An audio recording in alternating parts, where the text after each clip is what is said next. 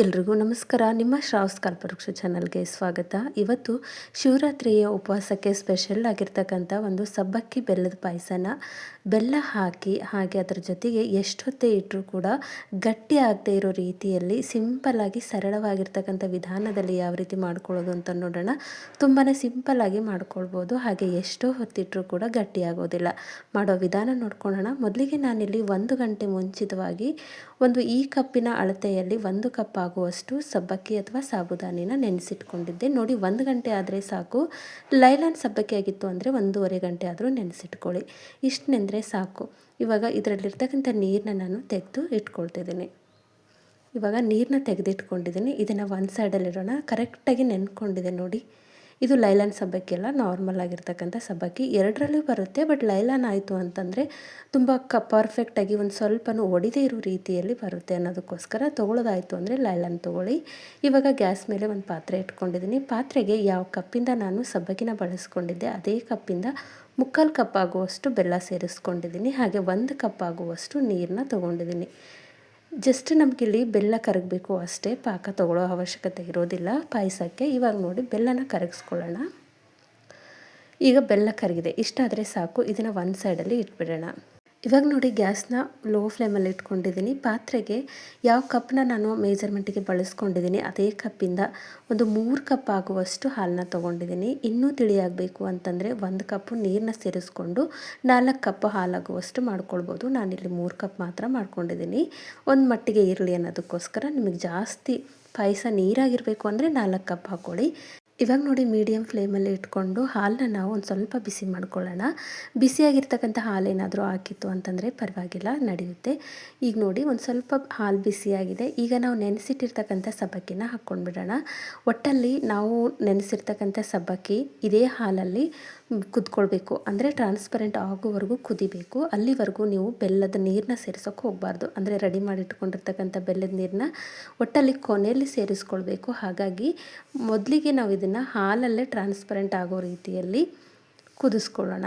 ನಿಮಗೇನಾದರೂ ಹಾಲು ಜಾಸ್ತಿ ಇಂಟ್ರೆಸ್ಟ್ ಇಲ್ಲ ಅಂತಂದರೆ ಇದೇ ಅಳತೆಯಲ್ಲಿ ನೀರನ್ನ ಕೂಡ ಹಾಕ್ಕೊಂಡು ನಾವು ಈ ಒಂದು ಸಬ್ಬಕ್ಕಿ ಅಥವಾ ಸಾಬುದಾನಿನ ಟ್ರಾನ್ಸ್ಪರೆಂಟ್ ಆಗೋವರೆಗೂ ಕುದಿಸ್ಕೊಳ್ಬೇಕಾಗುತ್ತೆ. ನೋಡಿ, ಈ ರೀತಿ ಟ್ರಾನ್ಸ್ಪರೆಂಟ್ ಆಗ್ತಾ ಬರಬೇಕು.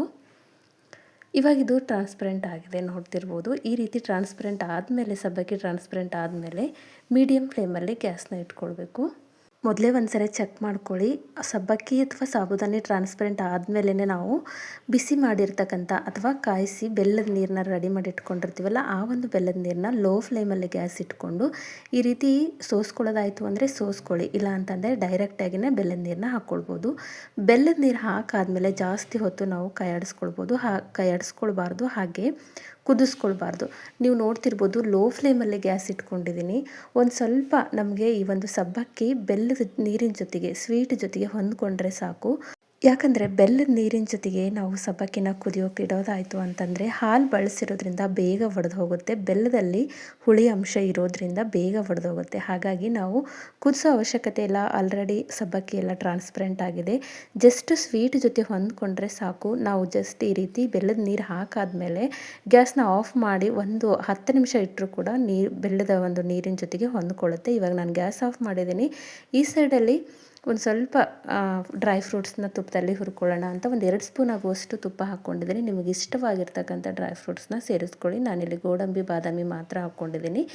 ಬೇಕು ಅಂದರೆ ಒಣ ದ್ರಾಕ್ಷಿ ಕೂಡ ಹಾಕ್ಕೊಳ್ಬೋದು. ನೋಡಿ, ಇಷ್ಟು ಫ್ರೈ ಆದರೆ ಸಾಕು. ನಾನಿಲ್ಲಿ ತುಪ್ಪನ ಎಷ್ಟು ಬೇಕೋ ಅಷ್ಟು ಒಮ್ಮಿಲೆ, ಅಂದರೆ 2 ಸ್ಪೂನ್ ಆಗುವಷ್ಟು ಹಾಕ್ಕೊಂಡಿದ್ದೀನಿ.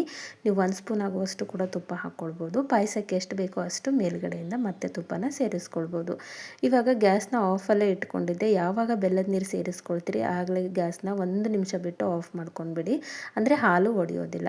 ಒಂದು ಏಲಕ್ಕಿನ ಜಜ್ಜಿ ಸೇರಿಸ್ಕೊಂಡಿದ್ದೀನಿ. ಇವಾಗ ಒಂದ್ಸರಿ ಕಲಿಸ್ಕೊಂಡ್ಬಿಡೋಣ. ಪರ್ಫೆಕ್ಟ್ ಆಗಿರ್ತಕ್ಕಂಥ ಸಬ್ಬಕ್ಕಿ ಬೆಲ್ಲದ ಪಾಯಸ ರೆಡಿಯಾಗಿದೆ.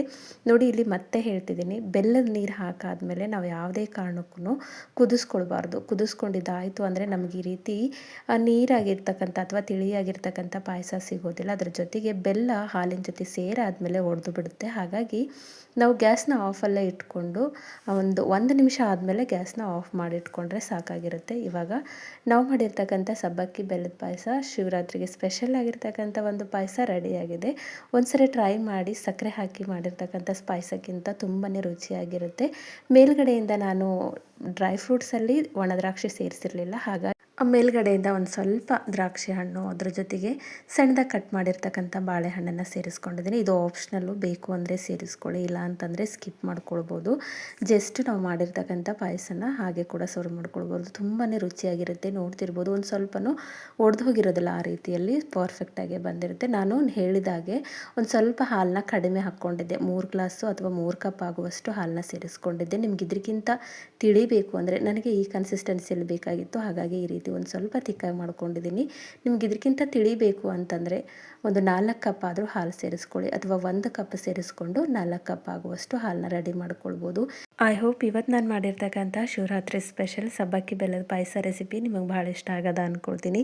ಇಷ್ಟ ಆಗಿದ್ದರೆ ದಯವಿಟ್ಟು ನನ್ನ ಚಾನೆಲ್ನ ಸಬ್ಸ್ಕ್ರೈಬ್ ಮಾಡ್ಕೊಳ್ಳಿ. ಹಾಗೆ ಈ ಒಂದು ರೆಸಿಪಿನ ನಿಮ್ಮ ಫ್ರೆಂಡ್ಸ್ ಆ್ಯಂಡ್ ಫ್ಯಾಮಿಲಿಗೆ ಶೇರ್ ಮಾಡಿ. ನಾಳೆ ಮತ್ತೊಂದು ಹೊಸ ರೆಸಿಪಿಯೊಂದಿಗೆ ಸಿಗೋಣ. ಧನ್ಯವಾದ.